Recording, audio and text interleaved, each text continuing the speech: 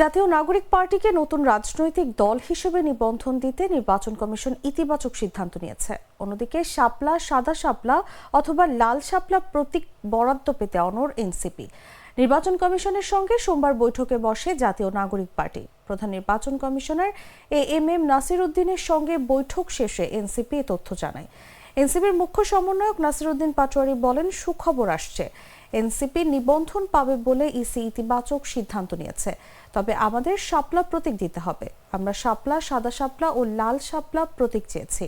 এর মধ্যে একটি প্রতীক না পেলে এনসিপি পরবর্তী পদক্ষেপ নেবে। দলটির নিবন্ধন পাওয়ার বিষয়ে বরাবরই আশাবাদী বলে জানান এনসিপি নেতারা। তবে দলীয় প্রতীক শাপলা নিয়ে এখনো সিদ্ধান্ত হয়নি বলে জানানো হয় ইসির পক্ষ থেকে। প্রতি লিটার ভোজ্য তেলের দাম 1 টাকা বাড়ানোর সিদ্ধান্ত দিয়েছে বাণিজ্য মন্ত্রণালয়। তবে এই সিদ্ধান্ত মানতে নারাজ বাজারজাতকারী প্রতিষ্ঠানগুলো। সোমবার ভোজ্য তেলের দাম বাড়ানোর প্রস্তাবের পরিপ্রেক্ষিতে দেশের ভোজ্য তেল পরিশোধন ও বিপণনকারীদের সংগঠন Bangladesh vegetable oil refiners and Vanaspati manufacturers অ্যাসোসিয়েশনের সঙ্গে বৈঠক করে বাণিজ্য মন্ত্রণালয়। সভায় বাণিজ্য উপদেষ্টা শেখ বশিরউদ্দিন উপস্থিত ছিলেন। বৈঠক হয়েছে বস্ত্র ও পাট মন্ত্রণালয়ের সভাকক্ষে। সভা সূত্রে জানা গেছে, কয়েকদিন আগে সয়াবিন ও পাম অয়েলের দাম লিটারে 10 টাকা বাড়ানোর প্রস্তাব দিয়েছিল ব্যবসায়ীরা। তবে এত মূল্য বৃদ্ধির বিষয়ে আপত্তি তুলে বাণিজ্য মন্ত্রণালয় প্রতি লিটার তেলের দাম 1 টাকা করে বাড়াতে বলেছেন ব্যবসায়ীদের। তবে এ বিষয়ে বাণিজ্য মন্ত্রণালয় কিংবা Bangladesh vegetable oil refiners and Vanaspati manufacturers association কিছু জানায়নি। ওই বৈঠকের পরে সাংবাদিকদের ব্রিফ করার কথা থাকলেও সেটা হয়নি। সিদ্ধান্তহীনভাবে ভোজ্য তেলের ওই বৈঠক শেষ হয়েছে বলে জানানো হয়। এবছর শারদীয় দুর্গাপূজায় কোথাও নিরাপত্তার কোনো ঝুঁকি নেই বলে মন্তব্য করেছেন স্বরাষ্ট্র উপদেষ্টা মোহাম্মদ জাহাঙ্গীর আলম চৌধুরী। বলেন, এবারের দুর্গাপূজা ঘিরে সাম্প্রদায়িক সম্প্রীতির বন্ধন আগের চেয়ে আরও বেশি উন্নত হবে। সোমবার সকালে তিনি নারায়ণগঞ্জ শহরে শ্রী রামকৃষ্ণ মিশন আশ্রমে পূজা মণ্ডপ পরিদর্শন শেষে সাংবাদিকদের প্রশ্নের জবাবে এই মন্তব্য করেন। স্বরাষ্ট্র উপদেষ্টা বলেন, এবার সব ধরনের মানুষ যাতে মিলেমিশে উৎসব উদযাপন করতে পারেন, সরকার সেই ব্যবস্থা করছে। সেই লক্ষ্যে ইতোপূর্বে দেশের সবগুলো পূজা উদযাপন পরিষদের নেতাদের সঙ্গে বৈঠক করা হয়েছে। প্রতিমা নির্মাণের পূজা থেকে প্রতিটি পূজা মণ্ডপে নিরাপত্তা ব্যবস্থা নিশ্চিত করতে তাদের প্রতি নির্দেশনা দেওয়া হয়েছে। এইবার তাদের আয়োজন খুবই ভালো, এখানে কোনো ধরনের কোনো সমস্যা নেই এবং ডিসি মহোদয় আমাদের বললেন টোটাল এই পূজা ইসের জন্য কত লাখ দিতে হবে, টোটাল 32 লাখ টাকা দেওয়া হয়েছে এবং প্রতিটা মণ্ডপে 500 কেজি করে চাউল দেওয়া হয়েছে এবং এই পূজা যেন ভালোভাবে মানে উদযাপন করতে পারে এবং এটা কিন্তু একটা ধর্মীয় অনুষ্ঠান, এটার কিন্তু পবিত্রতাও একটা রক্ষা করতে হবে এবং এই সব ধর্ম মিলে যেন এখানে একভাবে কাজ করতে পারে এই ব্যবস্থা করা হয়েছে। টানা বৃষ্টিতে রাজধানী ঢাকার বিভিন্ন এলাকায় সৃষ্টি হয়েছে জলাবদ্ধতা। এতে ভোগান্তিতে পড়েছেন সাধারণ মানুষ, বাড়ছে যানজট আর গুনতে হচ্ছে বাড়তি ভাড়াও। আবহাওয়া অধিদপ্তর বলছে, সোমবার দুপুর পর্যন্ত আকাশ মেঘাচ্ছন্ন থেকে হালকা থেকে মাঝারি বৃষ্টির সম্ভাবনা রয়েছে। বিস্তারিত ডেস্ক রিপোর্টে।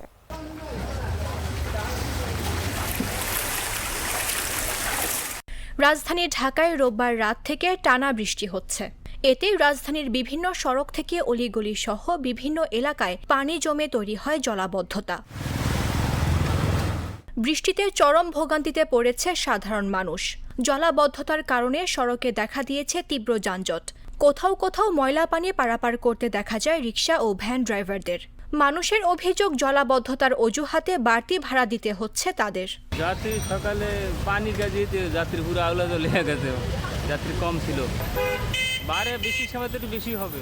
কিছু জায়গায় তো মনে করেন যে যাত্রী খারাপ হয়ে রয়েছে, রিক্সা পাইতে আছে না, কিছু পাইতে আছে না পানির ভিতরে। অনেকে 10 টাকা বেশি দিতে আছে, কেউ 10 টাকা 20 টাকা চা খাইতে দিতে আছে, আবার কেউ লিগেলটাও দিতে আছে। সকালে ফার্মগেট, ধানমন্ডি, আসাদগেট, কলাবাগান, মোহাম্মদপুর, নিউ মার্কেট, মগবাজার, মিরপুর 10 ও শেওড়াপাড়ায় হাঁটু পানি থেকে কোমর সমান পানি জমে থাকতে দেখা যায়। বিশেষ করে আসাদগেট, মগবাজার ও মিরপুর শেওড়াপাড়ায় পরিস্থিতি ছিল আরও ভয়াবহ। আবহাওয়া অধিদপ্তর জানায়, রবিবার রাত 12টা থেকে সোমবার সকাল 6টা পর্যন্ত ঢাকায় 34 মিলিমিটার বৃষ্টি রেকর্ড করা হয়েছে। আগামী 2 দিনে বঙ্গোপসাগরে 2টি লঘুচাপ সৃষ্টি হতে পারে, যা বৃষ্টিপাত আরও বাড়িয়ে তুলতে পারে। সোমবার দুপুর পর্যন্ত আকাশ মেঘাচ্ছন্ন থেকে হালকা থেকে মাঝারি বৃষ্টির সম্ভাবনাও রয়েছে। অফিসগামী ও সাধারণ মানুষ এই আকস্মিক বর্ষণে সবচেয়ে বেশি ভোগান্তিতে পড়েন। কেউ বাসায় আটকে গেছেন, আবার কেউ কোমর সমান পানি পেরিয়ে গন্তব্যে পৌঁছাতে বাধ্য হয়েছেন। নিউজ ডেস্ক, জাগো নিউজ। রাজশাহী বিশ্ববিদ্যালয়ে উপ-উপাচার্য সহ শিক্ষকদের লাঞ্ছিত করার ঘটনায় কমপ্লিট শাটডাউন ঘোষণা করে মানববন্ধন করেছেন শিক্ষক কর্মকর্তারা।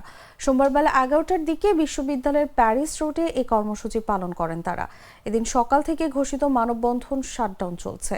মানববন্ধনে শিক্ষক কর্মকর্তারা বলেন, শনিবার বিশ্ববিদ্যালয়ে যে ঘটনা ঘটেছে তা বিশ্ববিদ্যালয়ের ইতিহাসে আগে ঘটেনি। এ ঘটনার বিচার না হওয়া পর্যন্ত তারা অবস্থান থেকে সরবে না। সোমবার সকাল থেকে বন্ধ আছে সব বিভাগের ক্লাস পরীক্ষা ও প্রশাসনিক কার্যক্রম। ক্যাম্পাস ঘুরে দেখা গেছে সকাল থেকে ক্যাম্পাস বেশ ফাঁকা। শিক্ষার্থীদের আনাগোনা নেই বললেই চলে। অধিকাংশ দোকানপাট বন্ধ রয়েছে। এর আগে পোষ্য কোটা নিয়ে উদ্ভূত পরিস্থিতি নিয়ে জরুরি সিন্ডিকেট মিটিং শেষে পোষ্য কোটা স্থগিত রাখার সিদ্ধান্ত নেয় প্রশাসন। সেই সঙ্গে শনিবারের ঘটনায় 5 সদস্যের একটি তদন্ত কমিটি গঠন করে কর্তৃপক্ষ।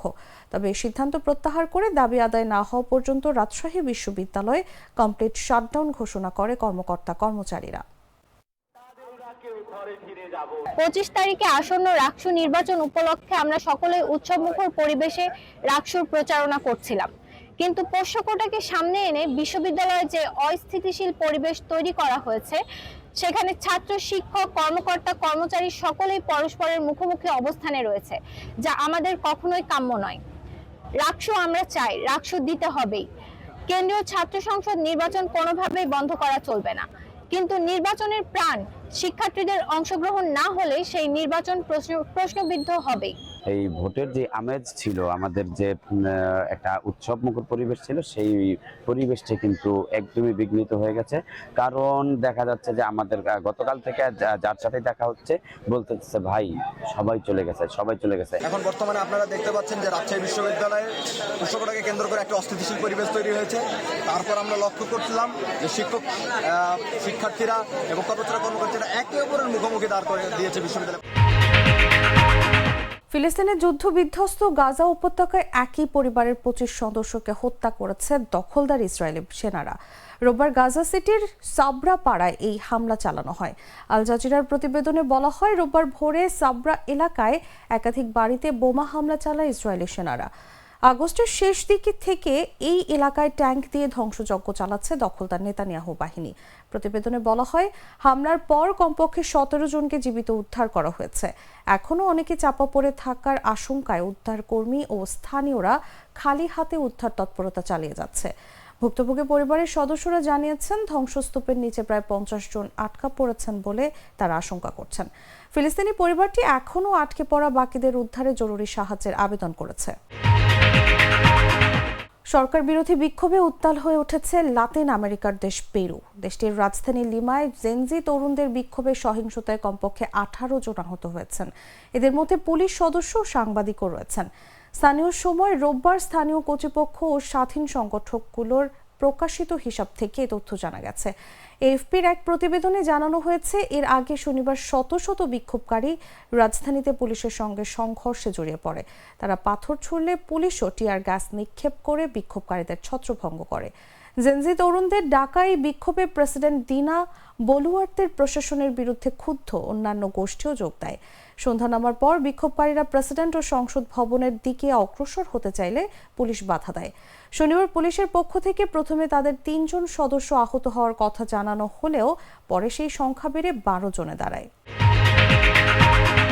অর্থনীতি, ক্রীড়া ও প্রাকৃতিক সৌন্দর্যের সম্ভাবনাময় সাতক্ষীরা থমকে আছে অবহেলা আর অবকাঠামো সংকটে। ভাঙা বাঁধ, ভাঙাচোরা রাস্তা আর দুর্যোগের ক্ষত পেরিয়ে এগিয়ে যাওয়ার লড়াই চালিয়ে যাচ্ছেন এখানকার মানুষ। স্থানীয়দের দাবি, টেকসই বাঁধ, রেল যোগাযোগ, বিজ্ঞান ও প্রযুক্তি বিশ্ববিদ্যালয় এবং সুন্দরবন ঘিরে ইকো ট্যুরিজম গড়ে তোলা। অবকাঠামো উন্নয়ন আর সঠিক পরিকল্পনার মধ্য দিয়ে বদলে যেতে পারে উপকূলীয় এই জেলা, এমনটাই মত বিশেষজ্ঞদের। ফারিজুল ইসলামের রিপোর্টে বিস্তারিত।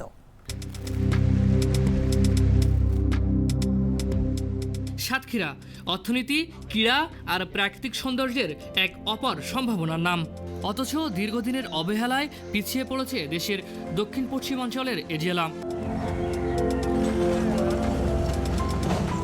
এই সড়কটি দেশের পর্যটকদের সুন্দরবনে প্রবেশের একমাত্র পথ, অথচ ভাঙা রাস্তা আর জনদুর্ভোগ এখানকার নিত্যসঙ্গী। পর্যটনের অপর সম্ভাবনাময় জেলা হলেও অবকাঠামো সংকটে থমকে আছে সব উদ্যোগ। মহাসড়কে ধানের চারা রোপণ করা হয়েছে, মাছ ছেড়ে দেওয়া হয়েছে, খানা খন্দকে ভরে গেছে।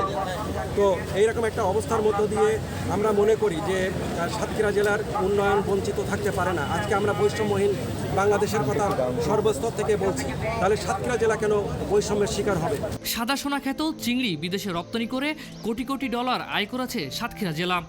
বাংলাদেশ থেকে প্রথম ইউরোপে রপ্তানি হওয়া আমও এসেছে এখানকার বাগান থেকে। তারকা খ্যাতির ক্ষেত্রেও পিছিয়ে নেই সাতক্ষীরা। বাংলাদেশ জাতীয় দলের মুস্তাফিজুর রহমান, সৌম্য সরকার কিংবা মৃত্যুঞ্জয় চৌধুরীর মতো তারকা ক্রিকেটারের উত্থান এই জেলা থেকেই। নারী ফুটবলে বাংলাদেশ জাতীয় দলের অধিনায়ক আফিদা খন্দকারও সাতক্ষীরার সন্তান। সাতক্ষীরাবাসী 1947 সাল থেকে অবহেলিত এবং এই যে ছাত্র সমাজ এবং বর্তমানে সাতক্ষীরা চিংড়ি মাছ এবং আম, ফুল এগুলো দিয়ে বৈদেশিক মুদ্রা অর্জন করে বাংলাদেশ সরকার। সেই টাকাগুলোই যদি সাতক্ষীরাবাসীর উন্নয়নের জন্য কাজ করে তাহলে আমরা সাতক্ষীরাবাসী অনেক উপকৃত হব।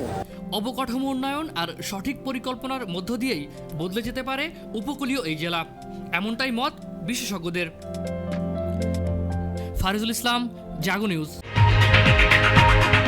রাজশাহী বিশ্ববিদ্যালয় কেন্দ্রীয় সংসদ, হল সংসদ ও সিনেট নির্বাচন পূজার পরে চায় শাখা ছাত্রদল। সোমবার বিশ্ববিদ্যালয়ের পরিবহন মার্কেটের সাংবাদিকদের একথা জানান শাখা ছাত্রদলের সহসভাপতি ও রাকসু নির্বাচনে ছাত্রদল মনোনীত প্যানেলের ভিপি প্রার্থী শেখ নুরুদ্দিন আবির। তিনি বলেন, গেল 48 ঘন্টা আগে যে উৎসবমুখর পরিবেশ এবং ভোটার প্রার্থীদের আনাগোনা ছিল সেটা এখন অনেকটা স্থবির হয়ে গেছে। সর্বোচ্চ ভোটার উপস্থিতি নিয়ে একটা সুষ্ঠু নির্বাচনের প্রত্যাশা জানান তিনি। আমরা দেখছি গত 48 ঘন্টা আগে আমাদের যে ক্যাম্পাসে যে উৎসবমুখর পরিবেশ এবং ভোটার এবং প্রার্থীদের আনাগোনা ছিল সেটা কিন্তু এখন অনেকটাই স্থবির হয়ে গেছে। ভোটার নেই বললেই চলে, বেশিরভাগ স্টুডেন্ট আমাদের বাড়িতে চলে গেছে। তো আমরা চাই সর্বোচ্চ ভোটার উপস্থিতিতে উৎসবমুখর পরিবেশে একটি নির্বাচন।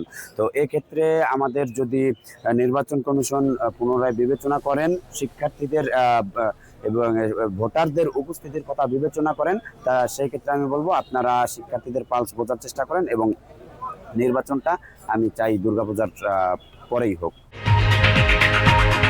ফরিদপুর শহরের আরোগ্য সদন হাসপাতালে অপারেশনের কয়েক ঘন্টা পর লামিয়া আক্তার নামের এক নববধূর মৃত্যুর অভিযোগ উঠেছে। এ ঘটনায় একটি তদন্ত কমিটি গঠন করা হয়েছে। শনিবার বিকেলে এ ঘটনা ঘটে। এর আগে শুক্রবার দুপুরে হাসপাতালে ভর্তি হন ওই নববধূ। স্বজনদের দাবি, রোগীর যে চিকিৎসকের অপারেশন করার কথা ছিল তিনি অপারেশন না করে অন্য চিকিৎসককে দিয়ে অপারেশন করা হয়েছে, যার কারণে তার মৃত্যু হয়েছে। এ বিষয়ে হাসপাতালটির পরিচালক অধ্যাপক ডাক্তার আসম জাহাঙ্গীর চৌধুরী টেটো বলেন, ডাক্তার রতন সাহাই অপারেশন করেছেন, অপারেশন সঠিকভাবেই করা হয়েছে, কোনো ভুল হয়নি।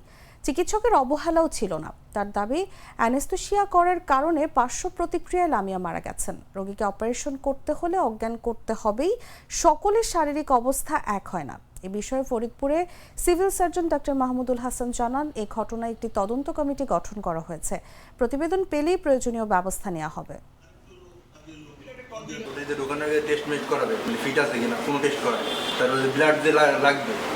আগে থেকে কোনো কিছুই বলে নাই, অপারেশন করার পরে বলছে যে ব্লাড লাগবে ইমার্জেন্সি, আগে থেকে কোনো কিছুই করে নাই। পরে আমরা ওই জায়গা থেকে মনে হয় আইসিইউতে পাঠাই দিচ্ছে। এই যে আমাদের বোন মারা গেল, এর পেছনে ডাক্তারদের অবহেলাই হয়তো অন্যতম কারণ, এবং আমি চাই সিভিল সার্জনের মাধ্যমে এর সঠিক তদন্ত হোক এবং সঠিক তদন্ত হয়ে এটা কি ঘটেছে এটা যেন সবার সামনে বেরিয়ে আসে। যে অ্যানেস্থেশিয়া দিয়েছেন ডক্টর মিজানুর রহমান, তিনি সিনিয়র কনসালটেন্ট এবং অ্যানেস্থেশিয়ার সর্বোচ্চ ডিগ্রিধারী একজন মানুষ। তো এটা জানার পর সঙ্গত কারণে যেহেতু একটা ইয়াং মেয়ে গলব্লাডার অপারেশন করতে যে মারা গেছেন, সেগুলো কৌতূহল কারণেই আমরা এই ব্যাপারটার তথ্যানুসন্ধান করি এবং সেখানে যে বিষয়টি দেখা যায় যে এখানে সার্জারির কোনো সমস্যা ছিল না, ইট ওয়াজ আনইভেন্টফুল সার্জারি এবং মানে অর্থাৎ কোনো ধরনের ঘটনা বহুল কোনো কিছু ছিল না। পটুয়াখালী 250 শয্যা বিশিষ্ট হাসপাতালে বেড়েছে রোগীদের চাপ। হাসপাতালের বারান্দায় চলছে চিকিৎসা সেবা। এর মধ্যে ডেঙ্গু রোগীদের সংখ্যা বেড়ে যাওয়ায় হিমশিম খাচ্ছে হাসপাতাল কর্তৃপক্ষ। এই মুহূর্তে পটুয়াখালী 250 শয্যা বিশিষ্ট হাসপাতালে আছেন সহকর্মী মাহমুদ হাসান রায়হান। সরাসরি যাচ্ছি তার কাছে। আপনাদেরকে জানিয়ে রাখি যে পটুয়াখালীতে গত 24 ঘন্টায় 109 জন রোগী ডেঙ্গু রোগী তারা কিন্তু ভর্তি হয়েছে এবং পটুয়াখালীর এই যে 250 শয্যা বিশিষ্ট হাসপাতালের চিকিৎসা সেবা দিতে এখানকার ডাক্তাররা কিন্তু হিমশিম খেয়ে যাচ্ছে। যেখানে ধারণ ক্ষমতার চেয়েও 3 গুণ রোগী সেবা দিতে হয় কিন্তু এই হাসপাতাল কর্তৃপক্ষকে, এবং যেখানে ডাক্তার সংকট, সেখানে জনবল সংকট এবং বিভিন্ন ঔষধ সংকট সহ বিভিন্ন ধরনের সমস্যায় কিন্তু তারা কিন্তু জর্জরিত। আমরা যদি এখানকার যারা রয়েছে তাদের সাথে যদি একটু কথা বলি, হাসপাতালের কি অবস্থা যদি একটু বলতেন। হাসপাতালের পরিস্থিতি বেশি ভালো না, ডেঙ্গুর ডরে আছে হাসপাতাল, আশেপাশে ডেঙ্গুরই তো অভাব নেই, ডেঙ্গুর কারখানার মতো এনে সরিয়ে যেতেছে, এখানে থাকাই তো যাচ্ছে না। মশার কয়েল যদি ধরা যাচ্ছে, মশার কয়েলেই কামড়ানি হয়ে পরে আমাদের আঘাত করে, তাহলে আমরা ডেঙ্গু কিভাবে আমরা এখানে বাঁচতে পারি।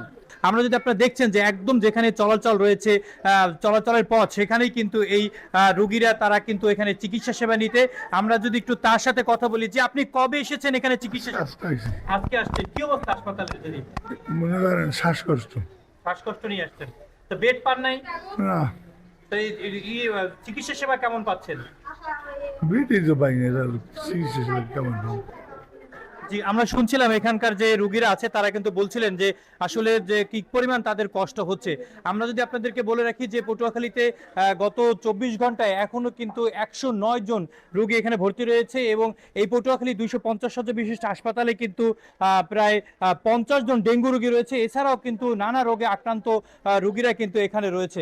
আপনারা জানেন যে পটুয়াখালীর এই 250 শয্যা বিশিষ্ট হাসপাতালের পাশেই কিন্তু একটি নতুন ভবন চালু হওয়ার কথা ছিল, কিন্তু সেই 10 থেকে 12 বছর ধরে কিন্তু সেই নতুন ভবন চালু হচ্ছে না, এবং এই চালু হচ্ছে না বিধায় কিন্তু হাসপাতালে রোগীদের কিন্তু এরকম চিকিৎসা সেবা নিতে ব্যাহত হচ্ছে এবং তাদেরকে কিন্তু এরকম কষ্ট পোহাতে হচ্ছে।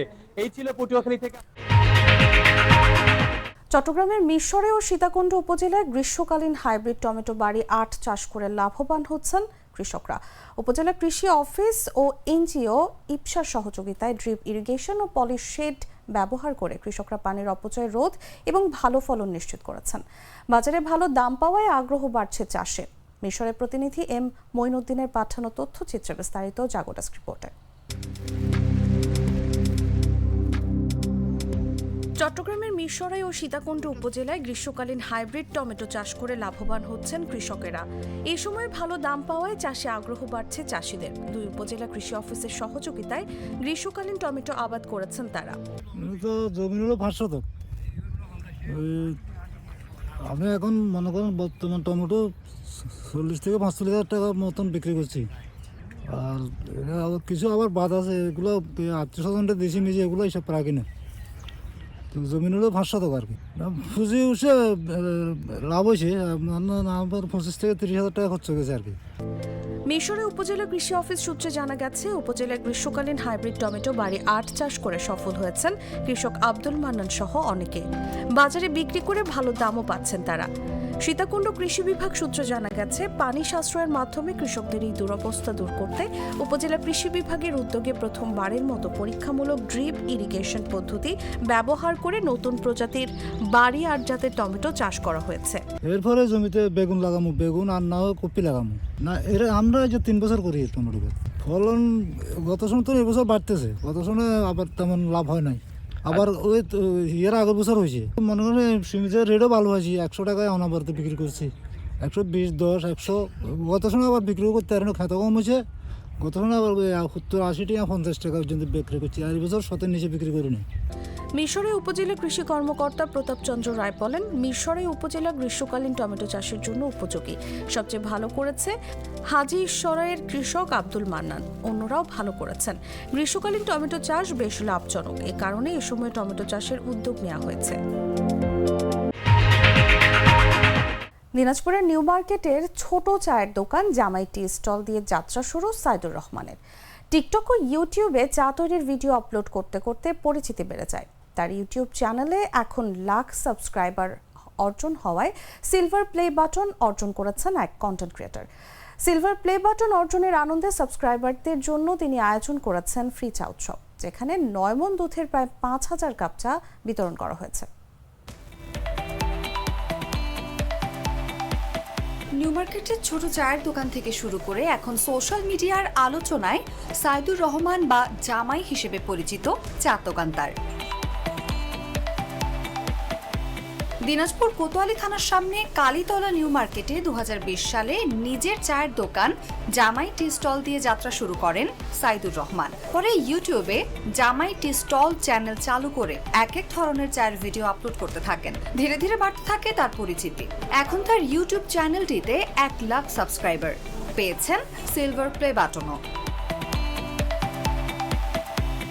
সিলভার প্লে বাটন অর্জন করায় সাবস্ক্রাইবারদের জন্য ফ্রি চা উৎসবের আয়োজন করেন দিনাজপুরের এই কন্টেন্ট ক্রিয়েটর। শনিবার বিকেল 5টা থেকে রাত 10টা পর্যন্ত তিনি প্রায় 5000 কাপ চা ফ্রি খাওয়ান। সন্ধ্যা 7টায় সাবস্ক্রাইবার, ভক্ত ও গ্রাহকদের সঙ্গে নিয়ে সিলভার প্লে বাটন উন্মুক্ত করেন। 9 মণ দুধের চা তৈরি ও বিতরণ করতে দোকানে 10 জন কর্মচারীকে রীতিমতো হিমশিম খেতে হয়। বিকেল 5টা থেকে আমি চা দেওয়া শুরু করছি, এত লোক ভাই, চা দিতে দিতে আমার আঙুল সব ব্যথা হয়ে গেছে ভাই। বাস ভাড়া করে আসছি আমরা চা খাইতে। জামাই চায়ের এত সুনাম, আসলেই চা ভালো, অনেক উন্নত চা। আমরা অনেক জায়গায় চা খাইছি, কিন্তু মানে জামাইয়ের মতন চা অন্য জায়গায় এত স্বাদ পাই না আমরা। সাইদুর রহমান বলেন, টিকটকে চা তৈরির ভিডিও আপলোড করে সাড়া পাওয়ার পর বিভিন্ন কন্টেন্ট ক্রিয়েটর তাকে ইউটিউবে চ্যানেল খোলার পরামর্শ দেন। তারই পরিপ্রেক্ষিতে ইউটিউবে চ্যানেল খোলেন তিনি। অনুপ্রেরণা ও সহযোগিতা করায় সকলকে কৃতজ্ঞতা জানান সাইদুর।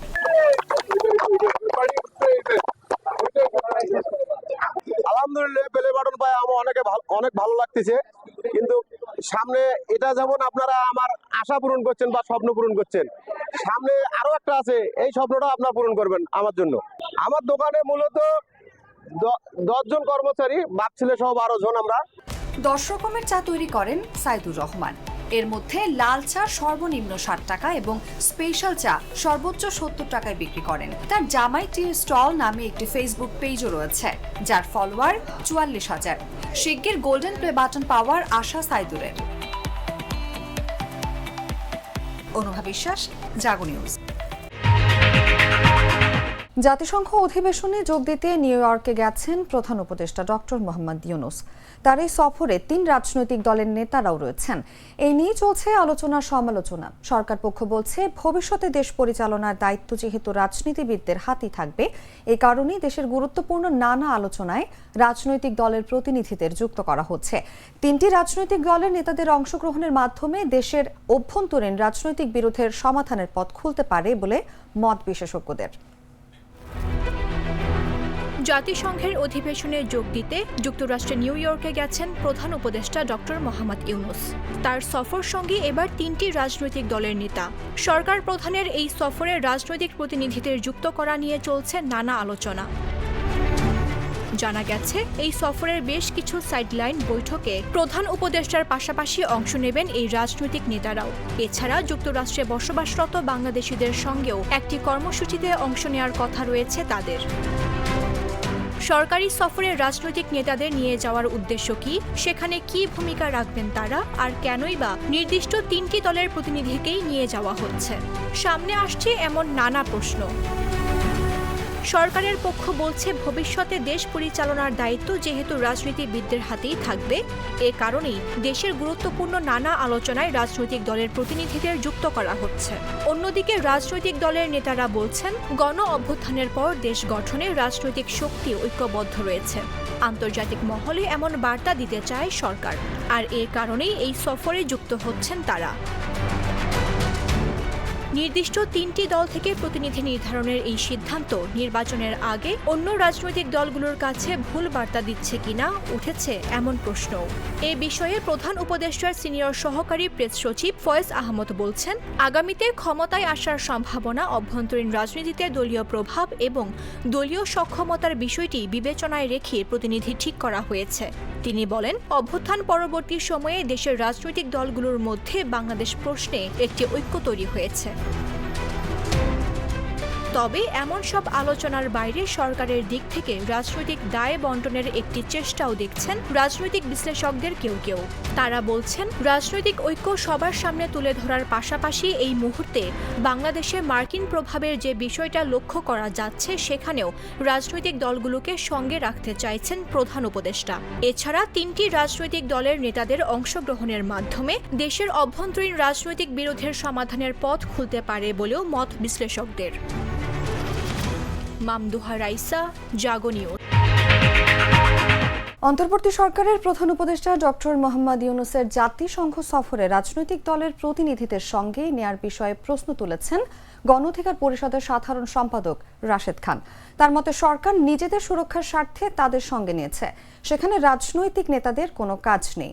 সোমবার সকালে সামাজিক যোগাযোগ মাধ্যম ফেসবুকে দেয়া এক পোস্টে তিনি এসব কথা বলেন। ওই পোস্টে রাশেদ খান লিখেছেন, উপদেষ্টারা প্রোটেকশনের জন্য রাজনৈতিক দলের প্রতিনিধিদের নিয়েছেন। স্বাভাবিকভাবেই সেখানে আওয়ামী লীগের নেতাকর্মীরা বিক্ষোভ করবে, হয়তো গালিগালাজ বা অপদস্থ করার মতো ঘটনাও ঘটতে পারে। তিনি লিখেছেন, ইতোমধ্যে বিএনপি জামায়াতের নেতাকর্মীরা ব্যানার নিয়ে নেমেছে, একই সঙ্গে আওয়ামী লীগও সেখানে রয়েছে, ফলে বিদেশের মাটিতে মুখোমুখি অবস্থান তৈরি হয়েছে। গণ অধিকার পরিষদের সাধারণ সম্পাদক মনে করেন, সরকারের উপদেষ্টারা যতই বড় কথা বলুন না কেন, রাজনৈতিক দলগুলোর সমর্থন ও সহযোগিতা ছাড়া তারা টিকে নেই, বরং বৈষম্য দূর করতে এসে এই উপদেষ্টা পরিষদ আরও বৈষম্য তৈরি করছে। শ্রেষ্ঠের শেষে তিনি প্রধান উপদেষ্টার জাতিসংঘ সফর সফল ও সার্থক হওয়ার কামনা করেছেন। দেশবাসীকে বিদেশি পণ্য ব্যবহার বন্ধ করে দেশীয় পণ্য ব্যবহারের আহ্বান জানিয়েছেন ভারতের প্রধানমন্ত্রী নরেন্দ্র মোদী। রবিবার জাতির উদ্দেশ্যে দেওয়া এক ভাষণে এই আহ্বান জানান তিনি। মোদীর এই আহ্বান এমন এক সময়ে এলো যখন যুক্তরাষ্ট্রের সঙ্গে ভারতের বাণিজ্যিক সম্পর্কে টানাপোড়েন চলছে। মার্কিন প্রেসিডেন্ট ডোনাল্ড ট্রাম্প সম্প্রতি ভারতীয় পণ্যের ওপর 50% শুল্ক আরোপ করেছেন। এরপর থেকেই মোদী স্বদেশী অর্থাৎ দেশীয় পণ্য ব্যবহারের ওপর ব্যাপক গুরুত্ব দিতে শুরু করেন। মোদীর সমর্থকরা এরই মধ্যে মার্কিন ব্র্যান্ড বয়কটের প্রচারণা শুরু করেছেন। এর মধ্যে রয়েছে ম্যাকডোনাল্ডস, পেপসি ও অ্যাপলের মতো ব্র্যান্ড, যেগুলো ভারতের বাজারে বিশেষ করে তরুণ প্রজন্মের মধ্যে অত্যন্ত জনপ্রিয়। জাতির উদ্দেশ্যে দেওয়া ভাষণে মোদী বলেন, আমরা প্রতিদিন অনেক বিদেশি পণ্য ব্যবহার করি।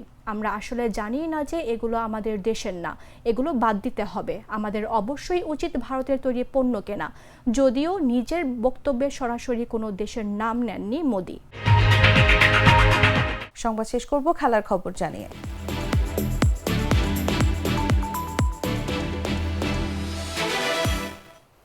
বাংলাদেশ ক্রিকেট বোর্ড নির্বাচনে জেলা ও বিভাগের অ্যাডহক কমিটি থেকে কাউন্সিলর করা এবং বিসিবি সভাপতি আমিনুল ইসলাম বুলবুলের চিঠির বৈধতা চ্যালেঞ্জ করে হাইকোর্টের সংশ্লিষ্ট শাখায় রিট দায়ের করা হয়েছে।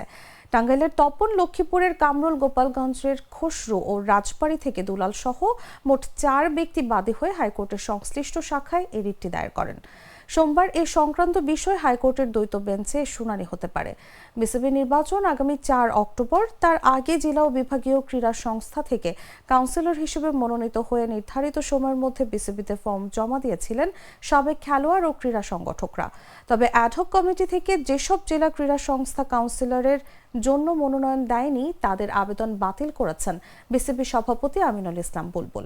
সেই সঙ্গে প্রধান নির্বাহীর পরিবর্তে নতুন করে নিজে সই করে অ্যাডহক কমিটি থেকে কাউন্সিলর দিতে বলেছেন বিসিবি সভাপতি।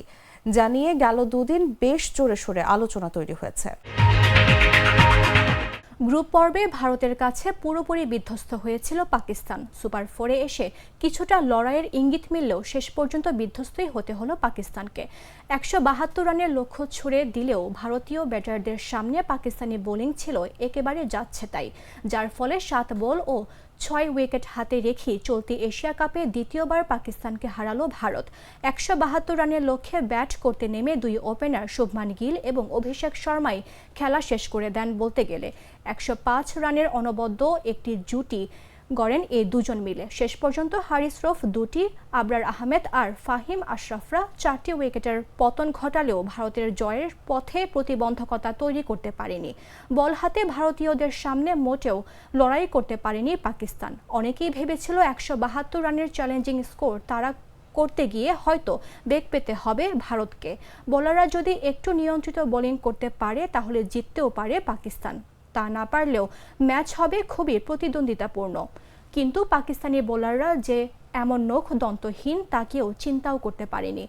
এমন বোলিংকে পেয়েই সামনে উইকেটের চারপাশে খেলেছেন শুভমান গিল আর অভিষেক শর্মা। এরপর তিলক ভার্মা আর সঞ্জু স্যামসন মিলে অনেকটা এগিয়ে দেন ভারতীয় দলকে।